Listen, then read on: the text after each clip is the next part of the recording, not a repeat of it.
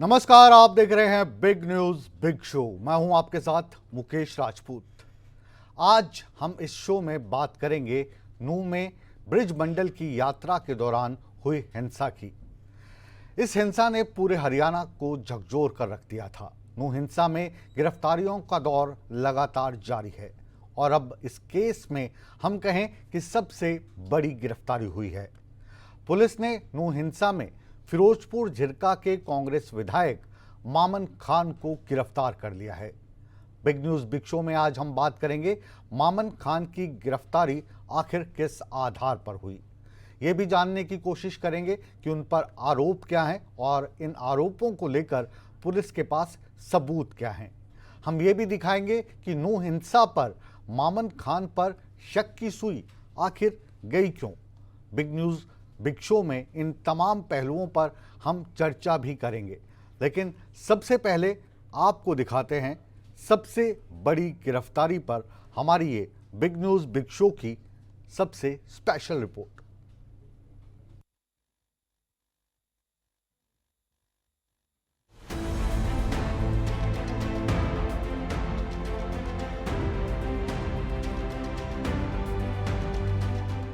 नूंह हिंसा में हरियाणा पुलिस ने बड़ा एक्शन लिया है। पुलिस ने हिंसा फैलाने के आरोप में गुरुवार देर रात फिरोजपुर झिरका से कांग्रेस विधायक मामन खान को गिरफ्तार किया।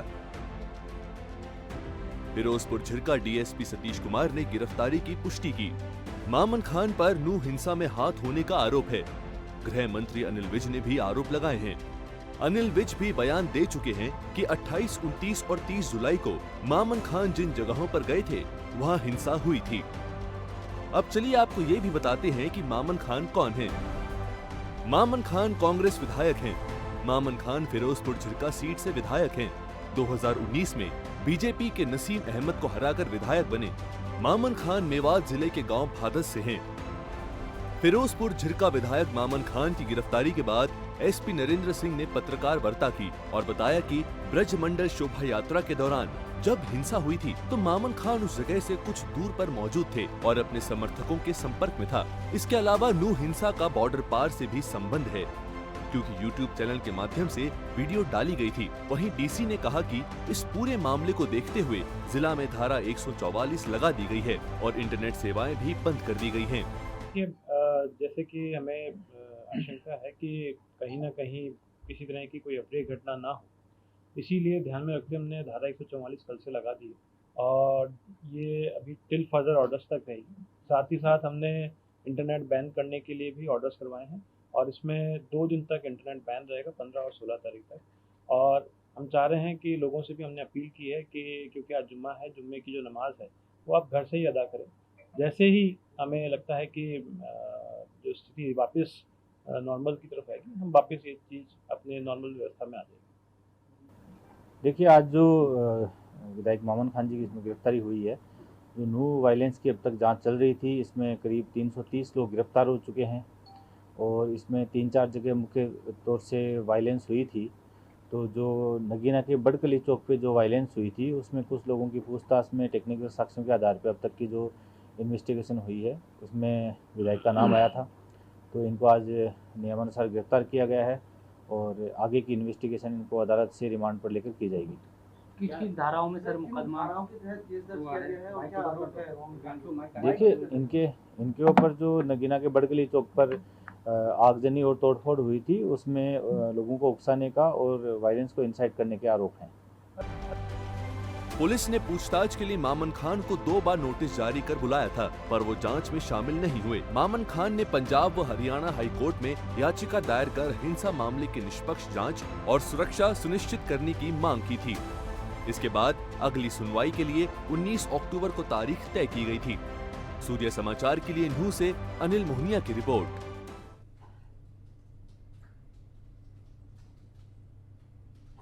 नूंह हिंसा में मामन खान पर शिकंजा क्यों कसा गया, हम आपको ये बताएंगे।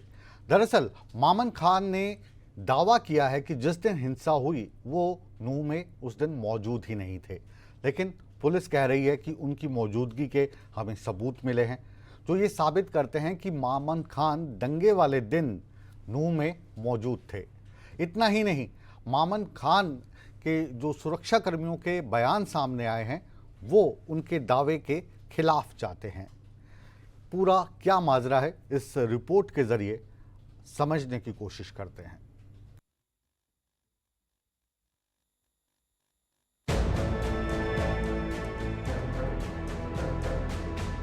ब्रिजमंडल यात्रा के दौरान नूह में हुई हिंसा में बड़ा एक्शन हुआ है। पुलिस ने नूह हिंसा में कांग्रेस विधायक मामन खान को गिरफ्तार कर लिया है। मामन खान पर नूह हिंसा में साजिश रचने के आरोप हैं। मामन खान की दलील है कि 26 जुलाई से लेकर 1 अगस्त तक वो नूह में मौजूद ही नहीं थे, लेकिन पुलिस की अपनी अलग दलील है। पुलिस के मुताबिक जांच में जो बात सामने आई है वो ये साबित करती है कि दंगे के दौरान मामन खान नूह में ही थे। पुलिस को मामन खान के खिलाफ जो सबूत मिले हैं उनमें ये बातें शामिल हैं। मामन खान की व्हाट्सएप चैट, मामन खान के फोन की लोकेशन, मामन खान के सुरक्षा कर्मियों का बयान। हरियाणा सरकार के एडिशनल एडवोकेट जनरल का कहना है कि ये सारे सबूत ये बयां कर रहे हैं कि मामन खान उस दौरान नूह में ही थे। वो एज पर लॉ कार्रवाई होगी once he has been nominated as an accused. और जो उन्होंने पिटीशन में लिखा है कि मैं नूह में मौजूद ही नहीं था 6 दिन, वो उनकी टावर लोकेशन और CDMR और उनके जो पर्सनल सिक्योरिटी ऑफिसर हैं उनके स्टेटमेंट से ही झूठ साबित हो जाता है। हरियाणा सरकार के वकील का कहना है कि मामन खान को यूं ही आरोपी नहीं बनाया गया है, बल्कि जांच में कुछ पुख्ता सबूत मिले हैं, जिसके बाद मामन खान का नाम आरोपियों में शामिल किया गया है। प्राइमरी एविडेंस इज दी, जिस बंदे ने डिस्क्लोजर स्टेटमेंट दिया उनकी इनके साथ अक्रंस से 2 दिन पहले 4 बार बातचीत हुई है और दोनों ही दिन अक्रंस से पहले ये अक्रंस से 1.5 किलोमीटर के दायरे में मौजूद थे। उसके बाद इनकी ग्रुप्स पे व्हाट्सएप चैट है, फिर इनके सपोर्टर्स जो को-क्यूज हैं उनकी फेसबुक पोस्ट है। So this all facts corroborate that he has instigated this violence. बहरहाल अब ये देखना होगा कि मामन खान से पूछताछ के बाद और क्या क्या खुलासे होते हैं। सवाल ये भी है कि नूह हिंसा के कितने कसूरवार हैं और असल में नूह हिंसा का मास्टरमाइंड कौन है। इन सवालों के जवाब पुलिस की जांच पूरी होने के बाद ही मिल पाएंगे। चंडीगढ़ से रवि चंदेल, सूर्या समाचार।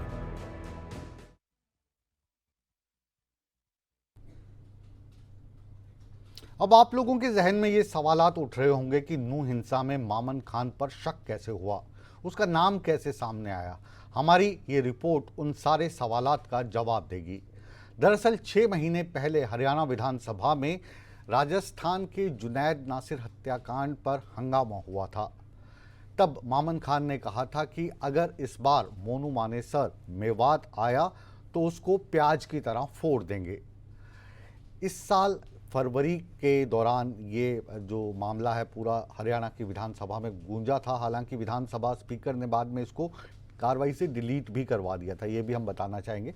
लेकिन इसके बाद फिर उन्होंने फेसबुक पर बयान दिया और फिर धमकी दी, जो इस पूरी की पूरी हिंसा के लिए ट्रिगर पॉइंट माना जा रहा है। देखिए हमारी ये रिपोर्ट।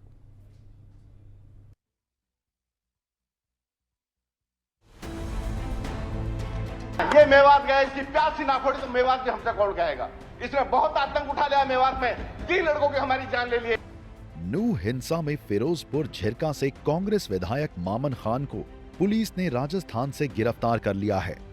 उन्हें स्पेशल इन्वेस्टिगेशन टीम यानी SIT ने 2 बार पूछताछ के लिए तलब किया था, लेकिन वे दोनों बार ही SIT के सामने पेश नहीं हुए। इससे 3 दिन पहले नूह पुलिस ने मोनू मानेसर को गिरफ्तार किया था। इसके बाद ही मामन खान की गिरफ्तारी की स्क्रिप्ट तैयार हो गई थी। मामन खान को खुद की गिरफ्तारी का डर था। उनकी तरफ से पंजाब एवं हरियाणा हाई कोर्ट में याचिका दायर कर मामले में उच्च स्तरीय SIT गठित करने की मांग की गई थी। हालांकि इससे पहले ही पुलिस ने उन्हें गिरफ्तार कर लिया था। मामन खान की गिरफ्तारी के पीछे उनके वो 2 बयान हैं जो उनके गले की फांस बन गए।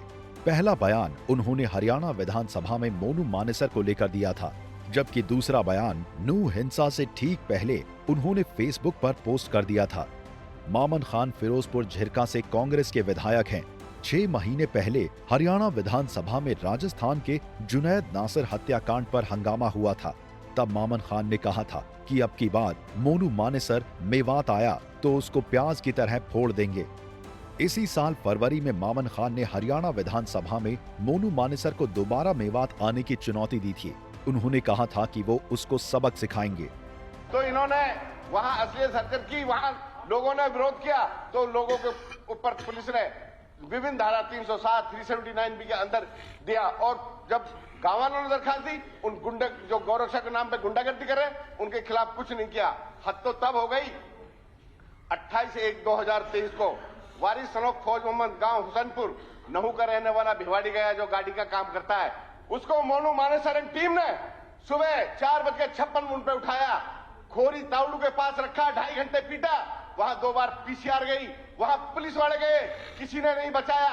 उसके बाद 7:30 बजे ले जाते हैं उसको उठा के।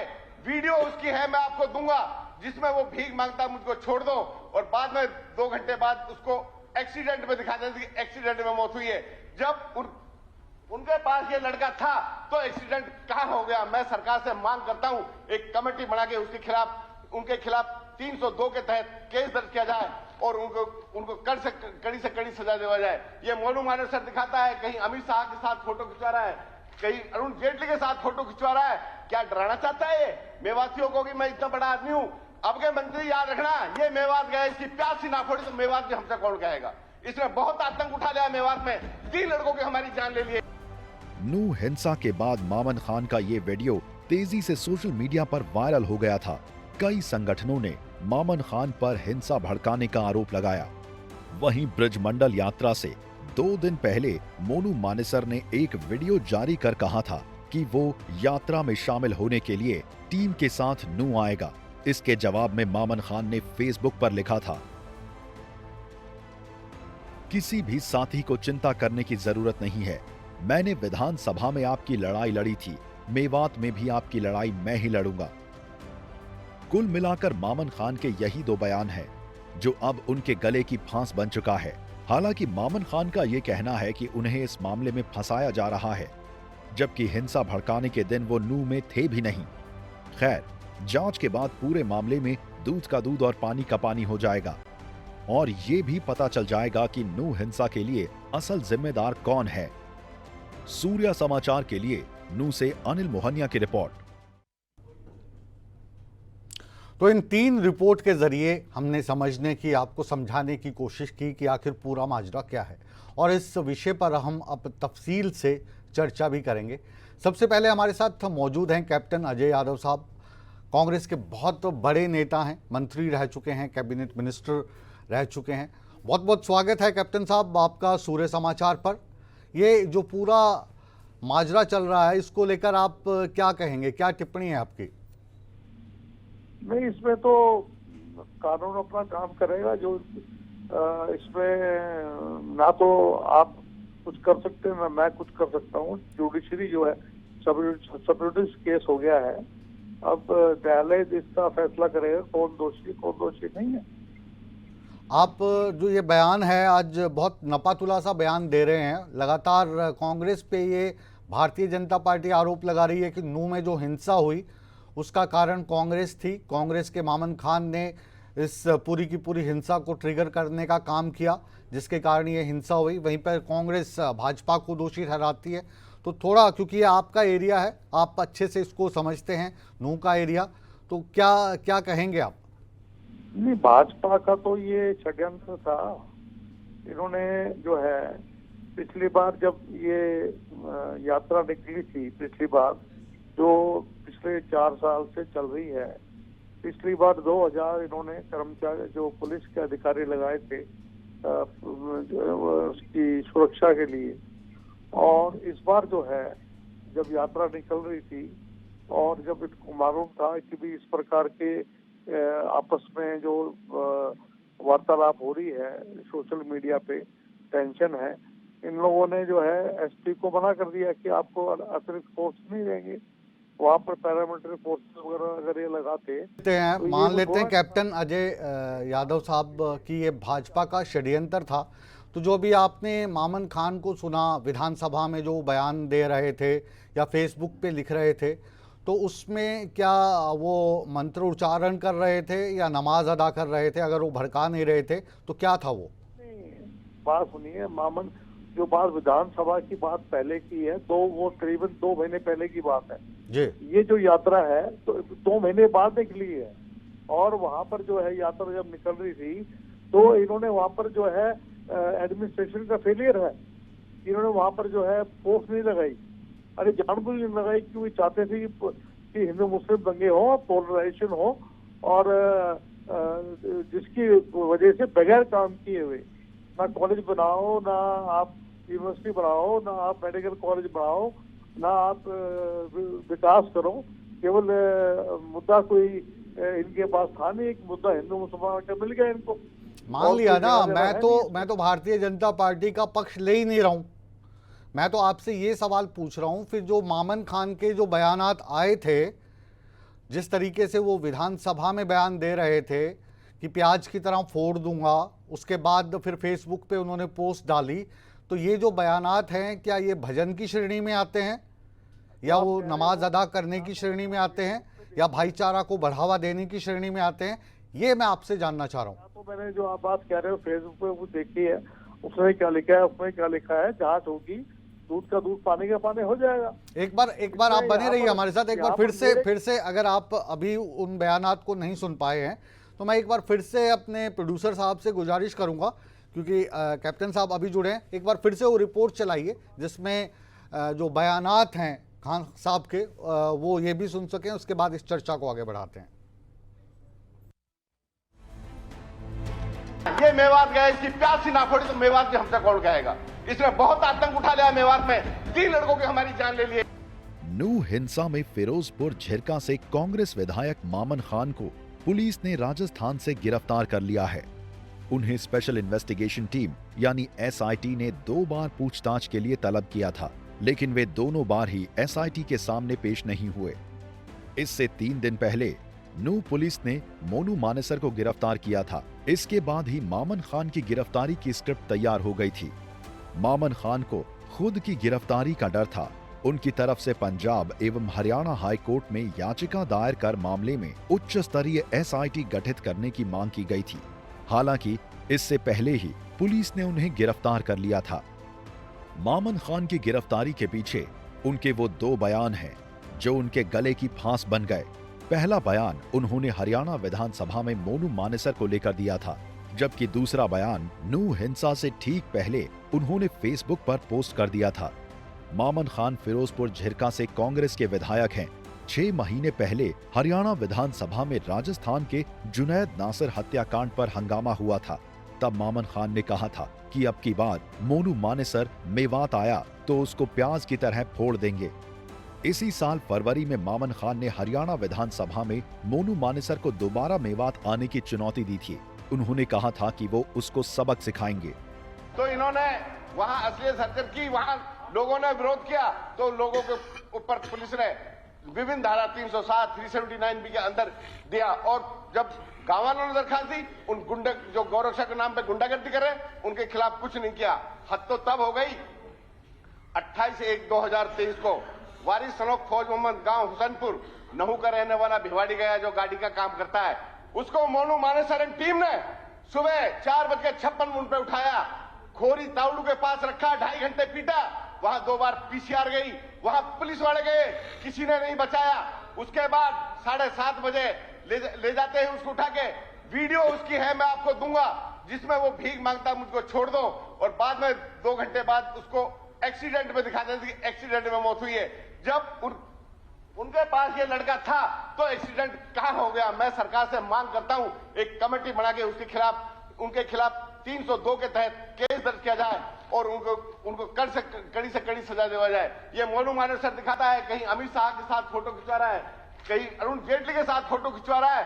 क्या डराना चाहता है ये मेवातियों को कि मैं इतना बड़ा आदमी हूं? अब के मंत्री याद रखना, ये मेवात गया, इसकी प्यासी ना फोड़ी तो मेवात की हमसे कौन कहेगा। इसने बहुत आतंक उठा लिया मेवात में, 3 लड़कों की हमारी जान ले ली। नूह हिंसा के बाद मामन खान का ये वीडियो तेजी से सोशल मीडिया पर वायरल हो गया था। कई संगठनों ने मामन खान पर हिंसा भड़काने का आरोप लगाया। वहीं ब्रिजमंडल यात्रा से 2 दिन पहले मोनू मानेसर ने एक वीडियो जारी कर कहा था कि वो यात्रा में शामिल होने के लिए टीम के साथ नूह आएगा। इसके जवाब में मामन खान ने फेसबुक पर लिखा था, किसी भी साथी को चिंता करने की जरूरत नहीं है। मैंने विधानसभा में आपकी लड़ाई लड़ी थी मेवात में भी आपकी लड़ाई मैं ही लड़ूंगा।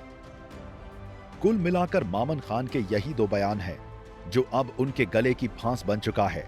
हालांकि मामन खान का यह कहना है कि उन्हें इस मामले में फंसाया जा रहा है, जबकि हिंसा भड़काने के दिन वो नूंह में थे भी नहीं। खैर, जांच के बाद पूरे मामले में दूध का दूध और पानी का पानी हो जाएगा और ये भी पता चल जाएगा कि नूंह हिंसा के लिए असल जिम्मेदार कौन है। सूर्या समाचार के लिए नूंह से अनिल मोहनिया की रिपोर्ट। तो ये जो रिपोर्ट हमने दोबारा दिखाई, वजह थी कि कैप्टन अजय यादव साहब ने शायद पहले ना सुनी हो, लेकिन अब उनका फ़ोन कट गया है। तो ये बेनिफिट ऑफ डाउट हम उनको देते हैं कि कट गया है या काट दिया गया है। चलिए, इसमें कुछ नहीं कह सकते, हो सकता कट ही गया हो।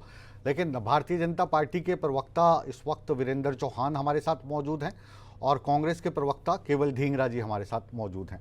तो पहला मौका हम कांग्रेस के प्रवक्ता केवल ढींगरा जी को देंगे। ये जो रिपोर्ट है ढींगरा साहब, ये आपने सुनी और कैप्टन अजय यादव को सुनवाने के लिए दोबारा चलाई थी। तो इस रिपोर्ट को देखकर आप क्या अंदाज़ा लगा रहे हैं कि जो मामन खान की गिरफ्तारी हुई है, ये ठीक हुई है, गलत हुई है? क्योंकि गिरफ्तारी करने वाली सरकार है और सरकार में आप विपक्ष में हैं, तो क्या इस पे कोई टिक्का टिप्पणी करना चाहेंगे, या जो एक लाइन कैप्टन अजय यादव साहब ने शुरू में कही थी कि कानून अपना काम करेगा, मैं इसमें कुछ नहीं कहूँगा?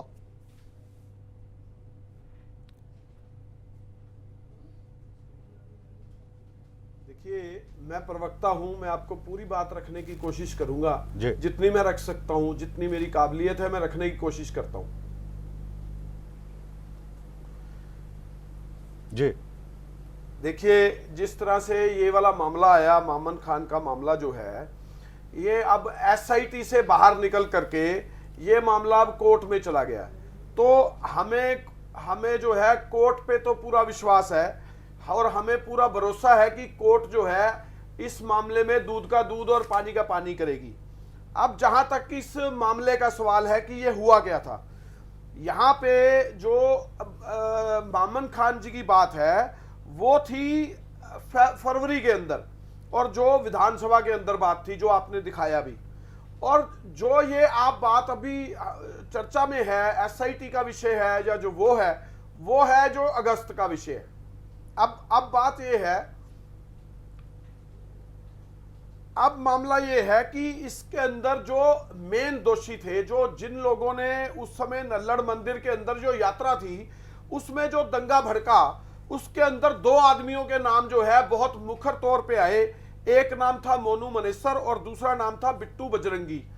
अब इन दोनों नामों पे अगर हम सोचें तो ये दोनों के दोनों जो हैं भाजपा से दूर, इनके जो अदर दल है, बजरंग दल लगा लो, विश्व हिंदू परिषद लगा लो, इनसे संबंधित पाए जाते हैं। और इनके क्लैरिटी में सोशल मीडिया पे सबूत है बोलते हुए, और ये बोलते हुए कि हम आएंगे, आप अपने जीजा आ रहे हैं, आप तैयारी रखना, हम ये कर देंगे, तो क्लैरिटी में है। और तलवारें और बंदूकें लेकर ये लोग वहां गए थे। और चलो, अब एसआईटी का जहां तक मामला है, कई धाराएं उस पर लगी हैं और कई धाराएं जो हैं वो शायद हो सकता है कम कर दी हो, क्योंकि भाजपा की सरकार है तो एसआईटी उनकी मर्जी से भी अब हो सकती है। लेकिन मामला अब कोर्ट में गया। जी बिल्कुल आपकी बात मैंने पूरे इत्मीनान से सुनी, बिना काटे सुनी। अब मेरा जो सवाल है वो भी आप इत्मीनान से सुन लीजिए। यही सवाल मैंने कैप्टन साहब से भी किया था, और उसके बाद जो मोनू मानेसर और बिट्टू बजरंगी की जो बातचीत है वो आपको पता है कि ये वीरेंद्र चौहान जी से की जाएगी, तो ये आप हम पे विश्वास बना के रखिए। बिट्टू बजरंगी के बारे में और मोनू मानेसर के बारे में चौहान साहब से पूछूंगा। मुझे सिर्फ आपसे यही पूछना है, और इसका जवाब मैं कैप्टन साहब से भी चाह रहा था या हर एक कांग्रेस के नेता से भी चाह रहा था, कि जो बयान एक विधायक दे रहा है विधानसभा में खड़े होकर और बाद में फेसबुक पे वो कहते हैं कि प्याज की तरह फोड़ दूंगा, तो क्या एक पार्टी के विधायक को, क्योंकि विधायक एक जिम्मेदार पोस्ट है, वो अगर ये बयान देते हैं तो क्या इस बयान को प्याज की तरह फोड़ दूंगा मैं एक धार्मिक सद्भाव का बयान मानूं, इसे मैं भजन मानूं, इसे मैं खुदा के लिए की गई इबादत में नमाज अदा करना मानूं, क्या मानूं, आप मुझे बताइए।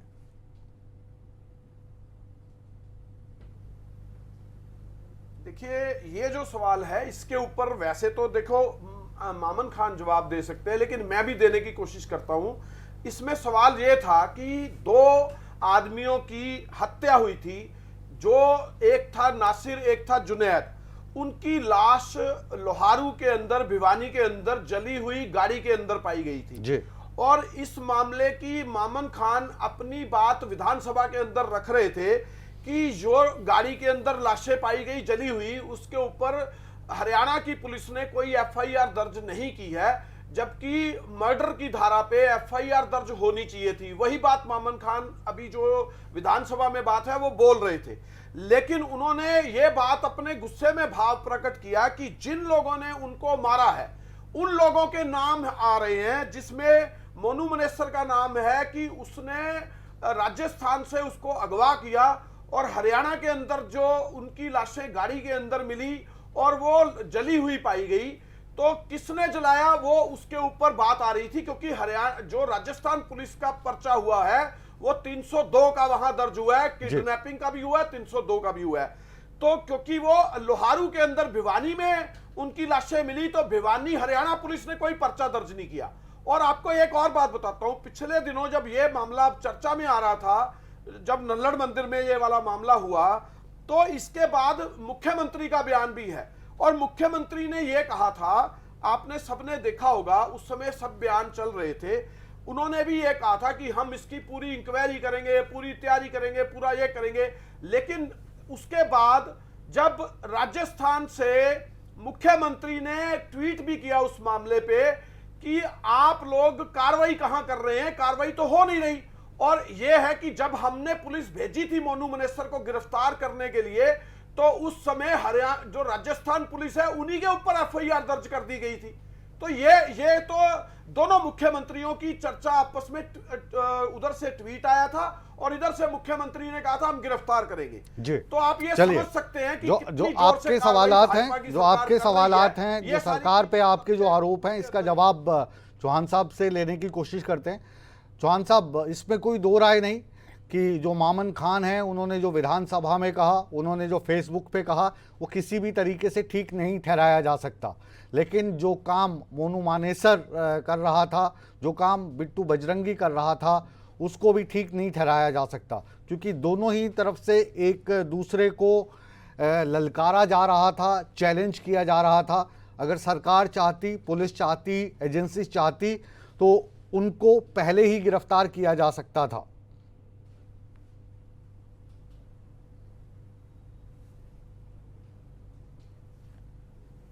देखिए, जहाँ तक भड़काने उकसाने की बात है, किसी भी तरफ से उकसावा हो, किसी भी तरफ से भड़काने की कोशिश की जाए, उसको जस्टिफाई नहीं किया जा सकता। इस बात को मैं यहीं पर समाप्त करता हूँ। परंतु पूरे घटनाक्रम को अगर आप संपूर्णता में देखेंगे तो आप ये पाएंगे कि कांग्रेस के विधायक मामन खान, मोनू मानेसर नाम के व्यक्ति जिसके खिलाफ कोई एफआईआर दर्ज थी, जिस पर एक आरोप था कि वो नासिर जुनैद नाम के गो तस्करों की हत्या में शामिल है, नाम ही था उस समय एफआईआर में, कोई दोषी करार नहीं दिया गया था, और दोषी भी मान लीजिए उस दिन करार दिया जा चुका होता उस डेट में, तो मैं ये पूछना चाहता हूं कांग्रेस के प्रवक्ता से कि क्या इस देश में किसी एक नागरिक को, मुकेश राजपूत जी को या किसी न्यायाधीश को, किसी अपराधी के बारे में भी ये कहने का अधिकार देश का कानून देता है कि तुम नूह में या मेवात में घुस गए तो तुम्हारा प्याज सा फोड़ देंगे, गंठा सा फोड़ देंगे। आरोपी ही नहीं, मैं कह रहा हूं कि अगर उसका दोष भी साबित हो गया होता, वो सजा याफ्ता भी होता, तो क्या कोई जज भी किसी का गंठा सा फोड़ने की बात कर सकता है? कांग्रेस के विधायक ने विधानसभा के मंच पर भी एक प्रकार का आपराधिक काम किया। ठीक है, वहां उनके कहे हुए जो शब्द हैं उसको कोई विधानसभा की इम्यूनिटी प्राप्त होगी, परंतु ये सवाल हरियाणा की जनता पूछना चाहती है कांग्रेस से। चौहान साहब, सवाल आपसे भी वही है, सवाल आपसे भी वही है जो कैप्टन अजय यादव से किया गया, जो ढींगरा साहब से किया गया। मेरा वाक्य पूरा सुन लीजिए ना। मामन खान ने जो बयान दिया, हमने अच्छे से दिखा दिया, इससे सवाल पूछ लिया। लेकिन जो मोनू मानेसर है या जो बिट्टू बजरंगी है, ये जो बयानात दे रहे थे, ये भी कोई राष्ट्रभक्ति वाले बयानात तो नहीं थे, देश को एकजुट करने वाले बयानात तो ये भी नहीं थे। तो इनको भी कैसे आप सही ठहरा सकते हैं? अगर आपने सुनिए मुकेश जी, अब मैं उत्तर दे दूं। मुकेश जी सुनिए। एक तो मैं आपने मेरी पुरानी बात पूरी नहीं होने दी, पहले मैं वो पूरी करूंगा। मैं ये कह रहा था कि अगर इस तरह का हरियाणा के लोग या देश के लोग भी ये जानना चाहते हैं कि कांग्रेस के विधायक ने जब विधानसभा में इस तरह की भाषा बोली और यात्रा से ठीक 2 दिन पहले भी उसी बात को आगे बढ़ाया, तो क्या वो उचित था? और क्या उस अनुचित भड़काऊ कार्रवाई को जो वहां हिंसा हुई उसका आधार नहीं माना जा सकता? दूसरी बात ये, आपने कहा कि क्या मोनू मानेसर या बिट्टू बजरंगी उनके उकसावे वाले या भड़काऊ बयानों को देशभक्ति या भक्ति कहा जाए? मैंने तो पहले कह दिया, उकसावे की कार्रवाई किसी ने भी की, गलत की। अगर अच्छा रहता पहले गिरफ्तारी हो जाती भड़काने वाले बयान के लिए। मान लीजिए वो नहीं हुई, कहां चूक हुई उसकी भी बात कर लेंगे, परंतु सवाल विचित्र सा इनकी बातों में से जो उभर करके आ रहा है कि नल्हड़ में शांतिपूर्ण तरीके से जलाभिषेक यात्रा के लिए एकत्रित हुए हजारों हिंदुओं को, जिसमें बच्चे थे, बूढ़े थे, महिलाएं थी, जवान भी थे, जो बिना किसी उकसावे वाली कार्रवाई में संलिप्त हुए शांतिपूर्ण तरीके से अपनी वार्षिक यात्रा पर निकल रहे थे, उन्हें घेर कर गोलियों से उड़ाने का, उनके वाहनों को आग के हवाले करने का लाइसेंस कांग्रेस पार्टी, उसके समर्थक, उसके कार्यकर्ता, नूह के हिंसक या सांप्रदायिक तत्व वो वापस मोनू का नाम लेकर। चौहान साहब, वापस आपके पास लौटूंगा और आपसे ये भी पूछूंगा, इसका जवाब तैयार रखिए, क्योंकि कांग्रेस इस वक्त सत्ता में नहीं है, सत्ता में भारतीय जनता पार्टी है। उस यात्रा को सुरक्षा प्रदान करना आपकी सरकार का काम था, आपकी एजेंसीज का काम था। तो अगर आपको ऐसी आशंका थी तो आपने किया क्यों नहीं? इस सवाल का जवाब मैं आपसे लूंगा। असंध के विधायक गोगी जी हमारे साथ मौजूद हैं, कांग्रेस से ताल्लुक रखते हैं। गोगी जी, आप इस वक्त मामन खान साहब के साथ खड़े दिखाई दे रहे हैं या कुछ तर्क संगत बात हमसे करना चाहेंगे? तर्क संगत और मामन खान में फर्क क्या है? हाँ, वही मैं जानना चाह रहा हूँ आपकी नजर में। नहीं, आपने सवाल ही ऐसा किया है कि आपने खुद ही पहले मामन खान को ऐसे कटघरे में खड़ा कर दिया। मामन खान मैंने एक मिनट गोगी जी सुनिए, जहां तक हमारा सवाल है, हमने मामन खान को भी कटघरे में खड़ा किया है और उसी कटघरे में मोनू मानेसर भी खड़े हैं और उसी कटघरे में बिट्टू बजरंगी भी खड़े हैं। तो जो हमारी निष्पक्षता है, इस पर आप बिल्कुल भी शक मत जाहिर कीजिए, बिल्कुल ईमानदारी से पत्रकारिता करते रहे हैं और करते रहेंगे। अब आप अपनी बात पूरी कीजिए। तब मोनू मानेसर के लिए कानून जागा और मामन खान के लिए ही ये मोनू मानेसर अरेस्ट हुआ है। अगर मोनू मानेसर अरेस्ट ना होता और मामन खान को अरेस्ट करते तो साफ तरह की बातें होती। जब सबूत सामने आएगा तो तब मैं इसका जवाब दूंगा। इस देश में 2 कानून है, एक आरएसएस और बीजेपी बजरंग दल के लिए अलग कानून है और आम नागरिक के लिए अलग है। बिट्टू बजरंगी को कई दिन पहले गिरफ्तार कर लिया था, जेल में रहकर बेल पे है अभी। तभी ममता सिंह ने, एडीजीपी ने ये बयान दिया था कि इसको हमने नूह वाले मामले में अरेस्ट नहीं किया है, उसने फरीदाबाद में ऑलरेडी पंगे किए हुए। विश्व हिंदू परिषद ने उसी दिन कह दिया हमारा उससे कोई ताल्लुक नहीं है। एक एमएलए और है जो संविधान की भी शपथ लेता है और विश्व हिंदू परिषद की भी, विश्व हिंदू राष्ट्र बनाने की भी शपथ लेता है।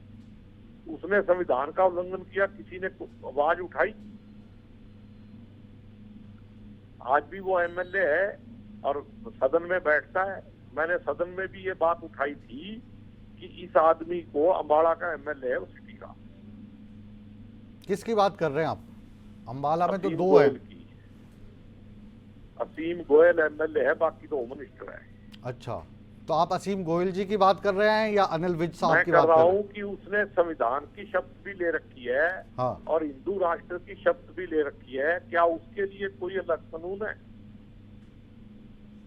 क्या कोई ऐसा आदमी है किसी और तरह की, इस तरह की संविधान के साथ शपथ ले ले तो उसको ये सरकार बख्शती? थोड़ा सा विस्तार से आप बताइए हमें, मतलब किस चीज को लेकर आपत्ति, किस चीज को लेकर है? दो फाड़ करके सत्ता में बने रहने का तरीका ढूंढते हैं, जो अब आने वाले समय में ये कामयाब होने वाले नहीं है। लोग समझ गए कि भाईचारा इस देश के लिए बहुत जरूरी है। भाईचारा बिगाड़ने की कोशिश करोगे तो मुंह की खानी पड़ेगी। इनका जो ये छंद, मतलब वो राष्ट्रवाद था ना, छंदम राष्ट्रवाद, अगर ये आरएसएस देशभक्त होती तो अपने आप को देश के कानून में रजिस्टर्ड करा लेती। आज तक क्यों नहीं रजिस्टर्ड कराया?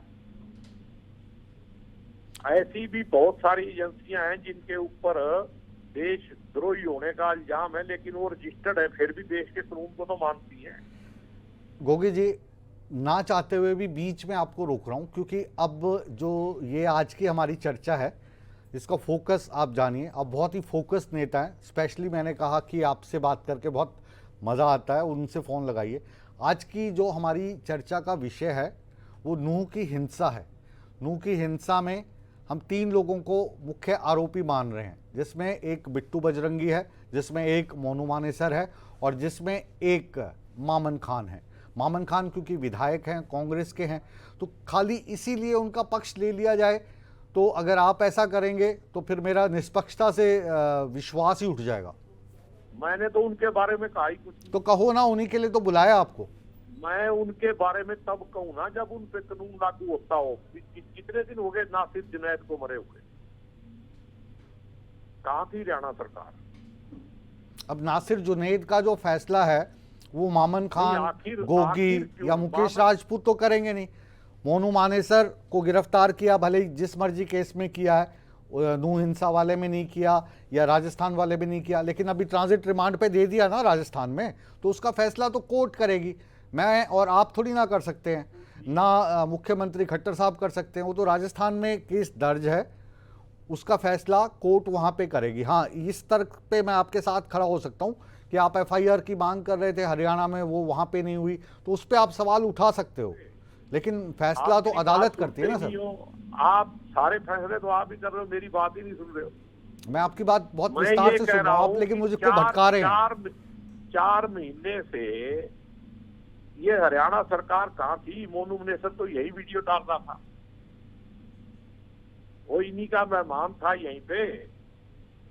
अब तो फंसी हुई में, अब मतलब अपने आप को ये कहना भी मोनू मानेसर को हमने कर लिया, ट्रांजिट रिमांड दे दिया, ये तो एक प्रोसेस है।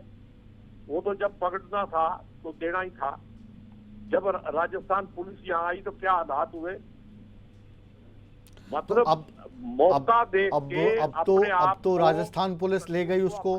सुनिए गोगी जी, राजस्थान पुलिस ले गई। राजस्थान में आपकी सरकार है, गहलोत साहब की सरकार है, कांग्रेस की सरकार है, लेकिन वहां भी एक प्रोसेस फॉलो किया जाएगा ना। मैं तब कह रहा हूँ नहीं करना चाहिए, मैं कहता हूँ लेकिन वो तुरंत करना चाहिए, जैसे आम आदमी के लिए होता है। कुछ लोगों को शेल्टर मिलता है और कुछ लोगों को नहीं मिलता है। आम आदमी के लिए और कानून है जी। आपने एक पोस्टर देखा होगा, एक विश्व हिंदू परिषद का पोस्टर था कि आप ये नंबर पे कांटेक्ट करें, लाइसेंस भी लें और हथियार भी लें। कोई एक्शन हुआ उस पर? मैंने विधानसभा में कहा था, आप रिकॉर्ड निकाल लेना। इस वक्त मैं विश्व हिंदू परिषद को डिस्कस नहीं कर रहा हूं, लेकिन आप बार बार चर्चा को दूसरी तरफ ले जा रहे हैं। आपसे फिर किसी रोज़ तफसील से बातचीत करेंगे। आप हमारे साथ जुड़े, अपने भाव हमारे साथ प्रकट किए, बहुत बहुत शुक्रिया आपका। और अब हमारे साथ जुड़ चुके हैं इस परिचर्चा में इनेलो के प्रवक्ता रजवंत जी, बहुत बहुत स्वागत है आपका। ये जो चर्चा चल रही है इसमें आप क्या कहेंगे? ये जो पूरा घटनाक्रम नूह का चल रहा है, इसको आप किस तरीके से देखते हैं? चर्चा चल रही है इसमें तो हो जा रहा है। फोन जी कहिए, आपकी आवाज आ रही है हम तक? आपकी आवाज हमको मिल रही है, आप कहिए क्या कहना चाहते हैं। दोबारा से आपसे जुड़ने की कोशिश करते हैं। और बीच में हमने जो हमारे 2 मेहमान हैं भारतीय जनता पार्टी और कांग्रेस के, उनके पास वापस लौटते हैं और चौहान साहब की बात अधूरी रह गई थी। चौहान साहब जी पूरी कीजिए अपनी बात। मुकेश जी, मैं ये कह रहा हूँ, तो आप किससे जा रही है और आपको क्वेश्चन सुनाई विधायक को जोड़ा, खूब सारा समय दिया असंध के विधायक को, और आपने कहा कि वे बड़े फोकस्ड विधायक हैं। मेरा ये कहना है, फोकस्ड होते तो आपके एक आध सवाल का तो सीधे उत्तर देते। कांग्रेस के विधायक को आरएसएस, बीजेपी और विश्व हिंदू परिषद के फोबिये से ग्रस्त कहा जा सकता है। वो हर बात को बीजेपी आरएसएस करके मूल सवाल से दाएं बाएं भागते हैं। आपने उनसे पूछा क्या मामन खान का जो कुछ उन्होंने बोला सही था? मैं उस बारे में नहीं बोलूंगा। बीजेपी ने ये कर दिया, आरएसएस ने ये कर दिया, असीम गोयल ने ये कर दिया। ये स्थिति तब होती है मुकेश भाई, जब किसी व्यक्ति, किसी पार्टी, किसी विधायक के पास सीधे सवालों का सीधा उत्तर नहीं होता।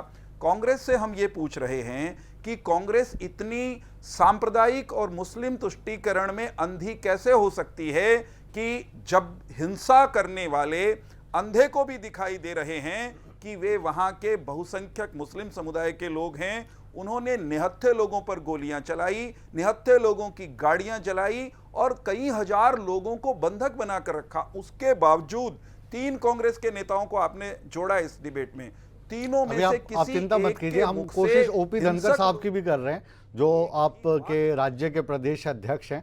जो फोन पे आता जाएगा हम जोड़ते जाएंगे। खुला दरबार है, यहाँ पर सबको अपने विचार रखने की स्वतंत्रता है। को कह रहा हूं, आपको कुछ नहीं कह रहा। हाँ। मैं खुले दरबार में बात तो कह लूं। इन्होंने, मैं सिर्फ ये कह रहा हूं, आप पर सवाल नहीं मैंने उठाया, मैं तो इन्हीं पर सवाल उठा रहा हूं।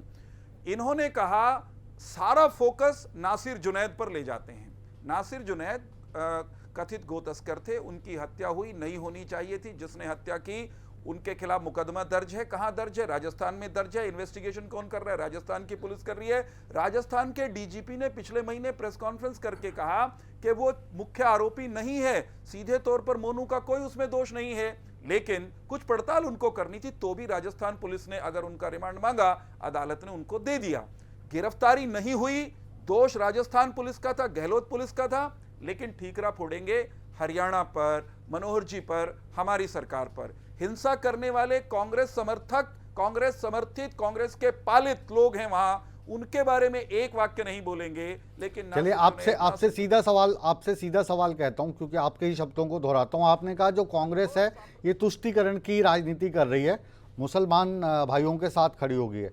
यही आरोप आपकी पार्टी पर लगता है कि आप हिंदू भाइयों के साथ खड़े हो गए हो, मुसलमान भाइयों को अलग करना चाहते हो। इस पर क्या कहेंगे? उत्तर देता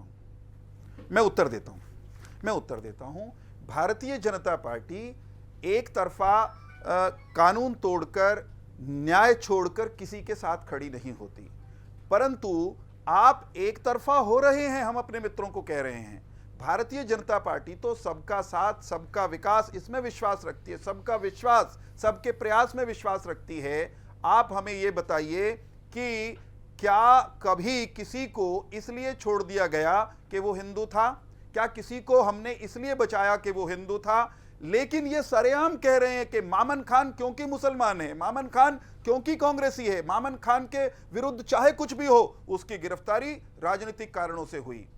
जी चलिए, वापस मारे गए, वापस आपके पास लौटूंगा।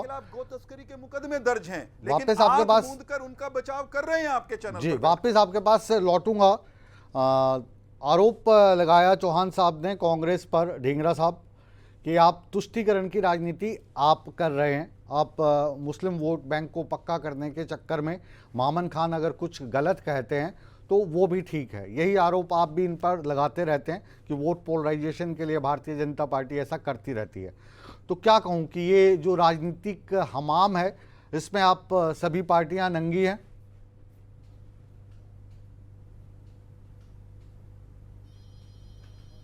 हम में से किसी ने बिट्टू या मोनू का सीधे अंधा होकर बचाव किया हो तो बता दीजिएगा।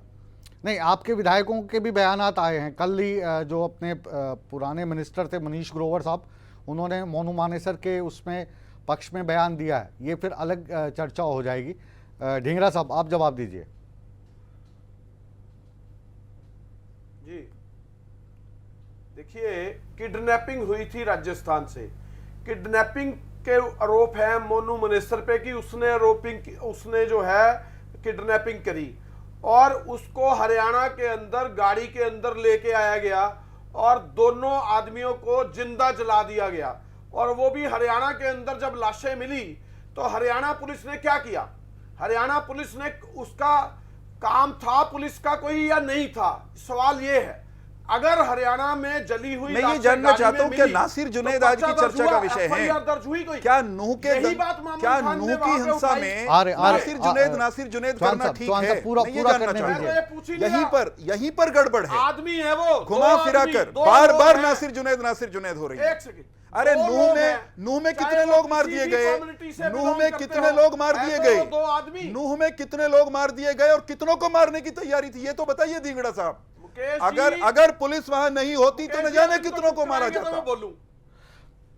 चौहान साहब और ढींगरा साहब, फोकस तो हो जाओ ना, आपका विधायक असम फोकस पर है ना आप फोकस पर हैं। आप दोनों बहुत पुराने मित्र हैं और आपको हमारी जो डिस्कशन है उसका स्टाइल भी पता है, क्योंकि शोर हम नहीं करते हैं, एक दूसरे की बात सुनते हैं। आप दोनों इंटेलेक्चुअल्स हैं, आप प्रोफेसर हैं चौहान साहब, और ये हुड्डा साहब के मीडिया एडवाइज़र रहे हैं इतने सालों तक। इंटेलेक्चुअल लोग बैठे हैं सभी, तो आराम से बात करते हैं ना, आपको पूरा मौका दिया जाएगा। ढींगरा साहब को पूरी करने दीजिए बात जी। आधा वाक्य बोलूंगा उसके बाद ये बोलने। मैं सिर्फ ये कह रहा हूं कि नासिर जुनैद आज की चर्चा का विषय है क्या ये बार बार उसी को दोहराते रहेंगे? जो ये बोल चुके उसको फिर दोहरा रहे हैं। चलो नासिर जुनैद को छोड़ दीजिए। इंटेलेक्चुअल डिबेट हो रही है भाई जी। ढींगरा साहब नासिर जुनैद जो कह चुके उसी को फिर दोहरा रहे हैं। ढींगरा साहब नासिर जुनैद को छोड़ देते हैं।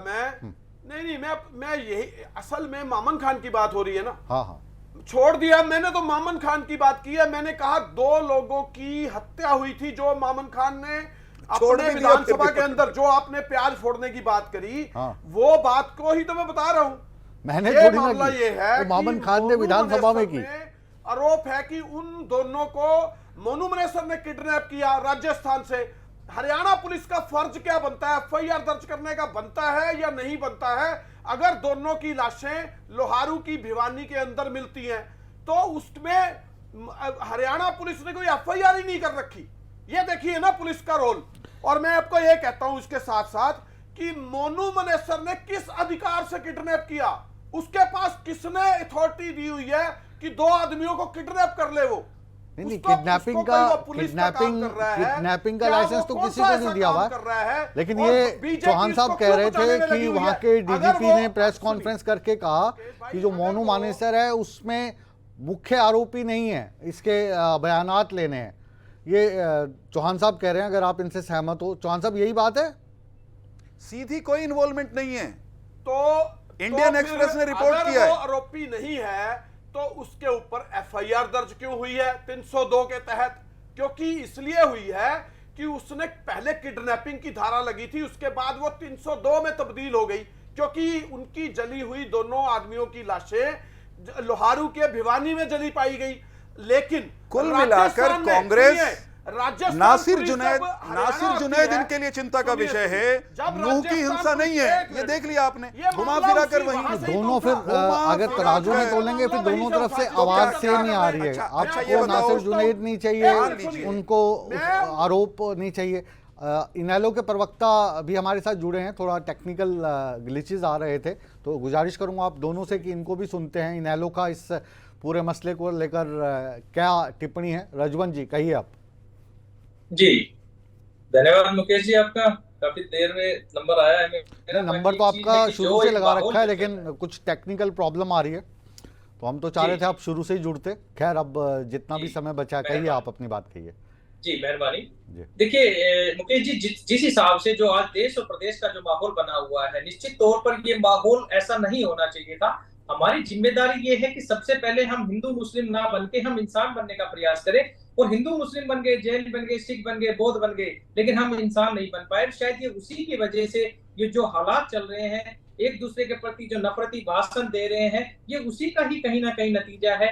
आज कोई भी व्यक्ति अगर हेट स्पीच देता है, अगर किसी दूसरे धर्म के प्रति अगर कोई ऐसी नफरती भाषण का प्रयोग करता है, तो सरकार को उसके खिलाफ, उस व्यक्ति के खिलाफ कड़ी कार्रवाई करनी चाहिए, चाहे वो किसी भी धर्म का व्यक्ति हो। इसमें हम स्पेशल किसी भी धर्म की बात नहीं करते, चाहे वो व्यक्ति कोई भी हो, क्योंकि हम अक्सर ये सोचते हैं और मानना भी यही चाहिए कि जाति और धर्म से व्यक्ति की पहचान नहीं होती, वो उसके गुण से होनी चाहिए, उसके दोष से पहचान होनी चाहिए। आज यहाँ पर मोनू मानेसर की बात करें या चाहे मामन खान की बात करें, अगर इन्होंने गलती की है तो इनको सजा मिलनी चाहिए और इस सजा में हमें इनका किसी का भी पक्ष नहीं लेना चाहिए। लेकिन जहां भारतीय जनता पार्टी की अगर बात करें तो कहीं ना कहीं वो मोनू मानेसर को बचाने का प्रयास कर रहे हैं, और अगर बात करें कांग्रेस की तो वो कहीं ना कहीं मामन खान को बचाने का प्रयास कर वैसे रहे ही एक जहन में एक सवाल उठा है आपसे पूछने के लिए, क्योंकि ये मसला इस वक्त मोनू मानेसर का है, बिट्टू बजरंगी का है या मामन खान का है, तो यहाँ पे धर्म की बात हो रही है।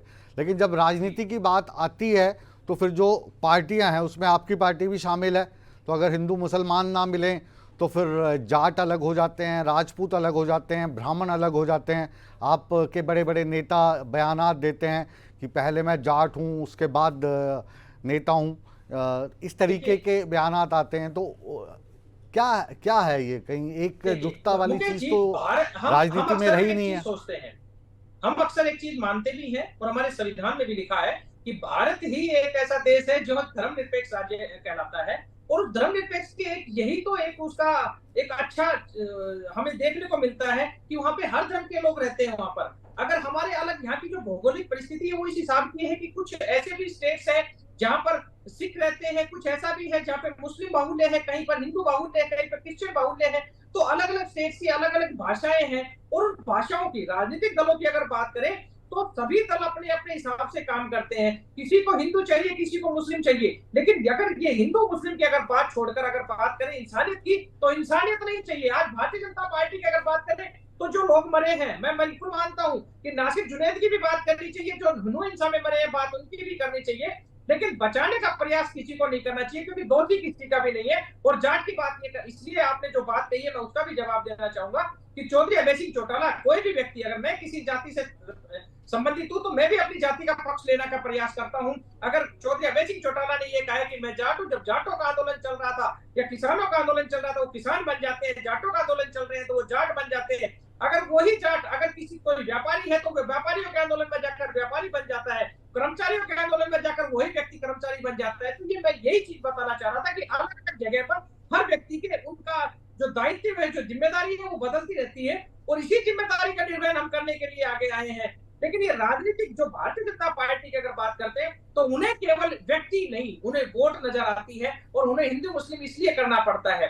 आज देश का भाईचारा खराब करने में अगर किसी का एक बड़ा रोल मानते हैं तो वो शायद कहीं ना कहीं भारतीय जनता पार्टी का है, क्योंकि अगर जो नफरती भाषण जो भारतीय जनता पार्टी के जो नेता, आज किसने ये इनको परमिशन किसने दी है कि किसी दूसरे धर्म के प्रति खुलकर बोले?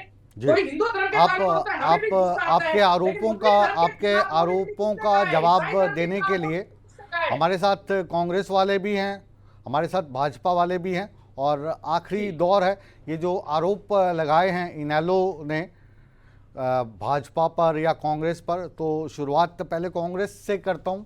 कांग्रेस पे ये आरोप लगता है कि वोट बैंक की राजनीति करती हैं, और जो मुस्लिम भाई हैं उनको अट्रैक्ट करने के लिए कहीं तक भी जा सकते हैं। ये आरोप आप पे लग रहे हैं ढींगरा साहब? देखिए, कांग्रेस तो सीधी जुडिशियल इंक्वायरी की इसमें मांग कर रही है। मैं यही कह रहा था कि कांग्रेस इसमें जुडिशियल इंक्वायरी की मांग कर रही है।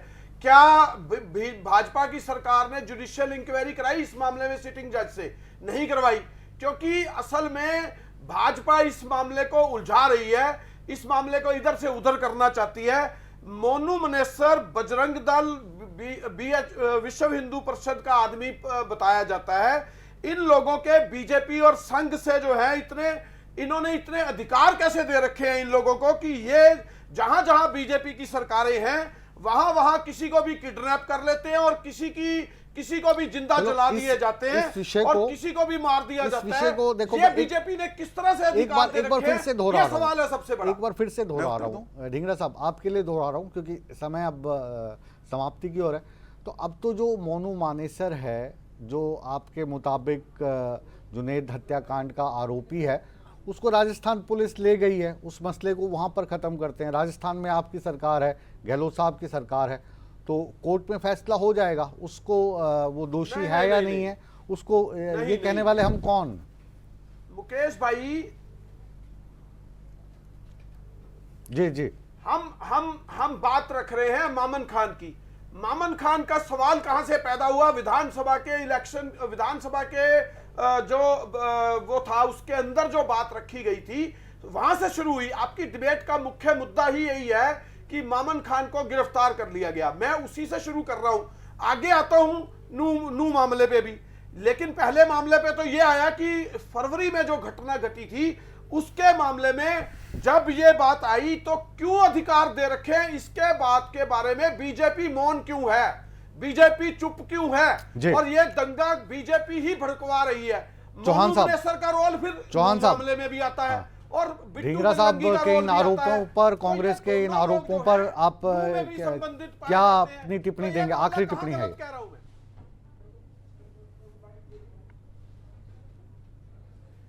इंडियन नेशनल लोकदल और कांग्रेस के आरोपों पर मेरा यह कहना है, भारतीय जनता पार्टी सर्वधर्म समभाव में विश्वास रखती है, किसी के साथ भेदभाव न हो, सबको न्याय मिले, ये हमारा सिद्धांत है, हम इसको व्यवहार में भी लाते हैं। आइए कानून की बात करते हैं। आज देश के कानून की निगाह में एक एफआईआर मामन खान पर है, मोनू पर भी है, बिट्टू पर भी है। अब सवाल ये पूछना बनता है कि मोनू आरोपी हो, मामन आरोपी हो, बिट्टू आरोपी हो या कोई भी आरोपी हो तो उसको सजा देने का तरीका क्या है इस देश में? इस देश में सजा देने का तरीका है एफआईआर, इन्वेस्टिगेशन, अदालत, मुकदमा, सजा या बरी, यही रूट है ना। लेकिन कांग्रेस के विधायक मामन खान वो मोनू पर आरोप लगने के बाद क्या कह रहे थे? वो खुद ही न्यायाधीश बन रहे थे, वो खुद ही इन्वेस्टिगेटिंग ऑफिसर बन रहे थे और विधानसभा जैसे ऊंचे मंच का, पवित्र मंच का उन्होंने दुरुपयोग किया कि वो वहां घुस गया तो उसका गंठा सा फोड़ देंगे, प्याज सा फोड़ देंगे। ये इस देश में पत्थरबाजी, गंठा फोड़ना, वो हिंसा जो नूह ने देखी कि यात्रा पर निकलोगे तो गोलियों की बौछार होगी आपके ऊपर। रुको, देखिए बीच में मत बोलिए, मैं आपकी बारी में नहीं बोला। अरे आपकी बारी में नहीं, रुक जाओ। देखिए मुकेश भाई, ये तरीका ठीक नहीं। मुकेश भाई, क्या मैं बोला था आपकी बारी में?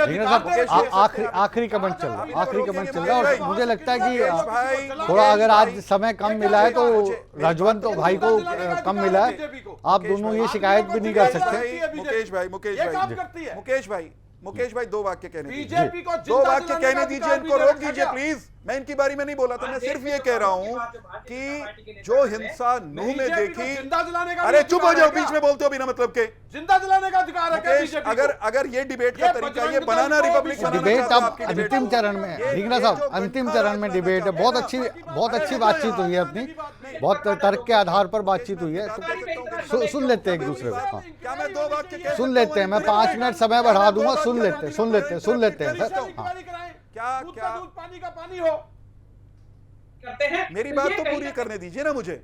मैं ये कह रहा हूं, करने दीजिए एक एक करके। जब आप तीनों बोलेंगे तो नहीं सुनेगा। सजा देने का, इन्वेस्टिगेशन करने का अधिकार। मैं शुरू करूं? जी। जुडिशियल इंक्वायरी होनी चाहिए इसमें। देखिए, ये नहीं पता मेरी बारी में मुझे चाहे 1 मिनट दे दीजिए या 3 मिनट दे दीजिए, लेकिन मेरी बारी में इनका तो एजेंडा फिक्स है और उसी एजेंडे पर चलने के लिए आगे आ रहे। राजवन जी आपके पास भी आ रहे। ये बनाना रिपब्लिक बना दिया आपकी डिबेट इन लोगों ने। चलिए आपके पास 1 मिनट है। मैं ये कह रहा हूं चौहान साहब, उसमें आप समाप्त कर दीजिएगा, उसके बाद 1-1 मिनट में आप दोनों के पास भी आऊंगा। चौहान साहब समाप्त कीजिए, टाइम आपका शुरू हो रहा है। जी बिल्कुल, मैं 1 मिनट में समाप्त करूंगा, लेकिन मेरा मिनट वहां से शुरू होगा जहां से ये इंटरवीन ना करें। मैं ये कह रहा हूं कि किसी ने कोई अपराध किया तो उसकी सजा वो गंठा फोड़कर देने का अब तक देश में कानून नहीं है। कांग्रेस ऐसे लोगों को प्रोजेक्ट करती है, प्रोटेक्ट करती है और उन्हीं के कारण फिर नूह में कुछ लोगों की इतनी हिम्मत होती है कि वो शांतिपूर्ण तरीके से जलाभिषेक यात्रा पर, ब्रजमंडल यात्रा पर निकले लोगों को घेर लेते हैं, उन पर गोलियां चलाते हैं, उनकी गाड़ियां जलाते हैं। एक बात बार बार दोहरा रहे हैं कांग्रेस के प्रवक्ता कि यात्रा में तलवारें थी, फलाना था। अरे भाई, जिन लोगों ने यात्रा पर हथियारों से हमला किया उनके बारे में एक वाक्य आपके मुख से नहीं निकला, जिनके खिलाफ मुकदमे दर्ज हैं। और जिन यात्रियों के बारे में आप कह रहे हैं कि उनके पास हथियार थे, उनके पास तलवारें थी, क्या एक भी किसी नूह के व्यक्ति के खिलाफ वो तलवार, वो बंदूक जो इन्होंने देखी और किसी ने नहीं देखी, वो चली? क्या किसी का घर उन्होंने जलाया? क्या किसी पर पत्थर फेंका? तो उल्टा चोर कोतवाल को डांटे, ये कांग्रेस का अंदाज है। ये तरीका नहीं चलेगा। कांग्रेस को इस सांप्रदायिक आचरण का जवाब हरियाणा में ही नहीं पूरे देश में देना पड़ेगा। राजवन जी, अब आपके पास आखिरी मिनट है, फिर ढींगरा साहब आपसे क्लोजिंग करेंगे। उनको मुकेश जी, बीजेपी के प्रवक्ता ने कहा है कि लाठियां, डंडे या तलवारों की बात, ये बातें कहां से आई है? राव इंद्रजीत सिंह जो गुड़गांव से सांसद है, इनके सरकार में मंत्री है, उन्होंने कहा है कि ऐसे व्यक्तियों को वहां पर पूजा में लाठियां या डंडे लेके जाने का उचित क्या है? राव इंद्रजीत सिंह ने कहा ये हम अपने घर से थोड़ी बना रहे हैं बयान, ये आप कार्रवाई करो इंद्रजीत सिंह में करो ना। आपकी स्टेटमेंट, आपकी पार्टी के नेताओं की स्टेटमेंट डिफरेंट आती है और फिर आप लोग आरोप लगाते हो किसी को गोली मारी, आप अपनी पार्टी को संभाल नहीं पा रहे हैं चर्चा में। जो पीटे, जो मारे गए, जिनके खिलाफ हिंसा हुई, बीजेपी के नेता है ना, उन्होंने तो कहा। ये भी इनको वहां की मुसलमानों की वोटें दिखाई दे रही हैं। जी, समय कम है। आखिरी टिप्पणी ढींगरा साहब आपसे। उसी पर सवाल, हिंदू पिटा, उसी पर सवाल, हिंदू पर गोली चली, उसी पर सवाल खड़ा कर रहे हैं। ढींगरा जी से, अरे कुछ तो ढींगरा जी का है आखिरी मिनट ढींगरा साहब गिरने की गुंजाइश नहीं है। जो ये देखिए, जो बीजेपी प्रवक्ता ने जो बात करी, इन्होंने जो बात करी मामन खान की, वो तो एक्सपंज कर दी और वो स्पीकर ने एक्सपंज कर अरे वो सार्वजनिक है। उसने फिर कहा कि मैं नूह में भी तुम्हारी लड़ाई लड़ूंगा। क्या मामन खान ने नहीं कहा विधानसभा में तुम्हारी लड़ाई लड़ी? लोगों, अरे मैं ये कह रहा हूँ, क्या गाली दोगे? गाली दे के ये कह दो कि मैंने माफी मांग ली? गाली दी, लोगों को भड़काया कि नहीं भड़काया? क्या फेसबुक पर दोबारा बयान नहीं दिया? क्या फेसबुक पर बयान नहीं दिया? डिलीट क्यों किया फेसबुक पर दिया बयान? फेसबुक पर पोस्ट क्यों डिलीट की मामन खान ने? दो आदमियों को किस लिए जलाया गया? ये आदमी तो ये बात तो मामन खान, हजारों हिंदुओं पर हमला क्यों हुआ, इसका लाइसेंस क्यों चाहिए कांग्रेस को? कांग्रेस हजारों हिंदुओं पर सीधे हमले के बारे में एक वाक्य नहीं बोल रही। तो ना जिंदा जलाओ। धींगड़ा बाबू, ऐसे धींगा मस्ती मत करो, धींगा मस्ती नहीं चलेगी। चलिए इस विषय को अभी हम यहीं पर विराम देते हैं, क्योंकि जाहिर है कि पूरा का पूरा मामला अब कानून इस पर अपना संज्ञान ले रहा है। मोनू मानेसर जो है उस पर एफआईआर दर्ज हुई, अब वो राजस्थान भेज दिया गया है ट्रांजिट रिमांड पर, और वहीं पर मामन खान को भी 2 दिन के रिमांड पर भेजा गया है। और जहां तक सवाल बिट्टू बजरंगी का है, वो भी जेल जाकर वापस आ चुका है, बेल पर है। तो ये जो सारी चीज़ें हैं, बहरहाल कानून इनको देखेगा। आप तमाम जो 3 प्रवक्ता मेरे साथ जुड़े, आपका हम तहे दिल से शुक्रिया अदा करते हैं। और जब भी इस विषय को हम लेकर आएंगे, जाहिर है आपसे आपकी राय ज़रूर जानेंगे। फिलहाल बिग न्यूज़ बिग शो को हम इन्हीं शब्दों के साथ ख़त्म करना चाहेंगे कि कानून अपना काम कर रहा है और जो जनता जनार्दन है वो भी इस पूरी प्रक्रिया को देख रही है। जो सबसे बड़ी जज है तो वो आने वाले समय में जो पॉलिटिकल पार्टीज़ हैं उनके ऊपर फैसला सुनाती हैं। तो अब चुनाव आने वाले हैं, लोकसभा के भी, उसके बाद विधानसभा के भी, तो जनता अपना फैसला करेगी और वो बताएगी कि असल में गुनहगार कौन है। तो फिलहाल अब हमें इजाज़त दीजिए, लेकिन आप कहीं मत जाइए, बने रहिए हमारे साथ, क्योंकि बिग न्यूज़ बिग शो के बाद भी सूर्य समाचार पर खबरों का सिलसिला हमेशा की तरह बदस्तूर जारी है। बने रहें हमारे साथ।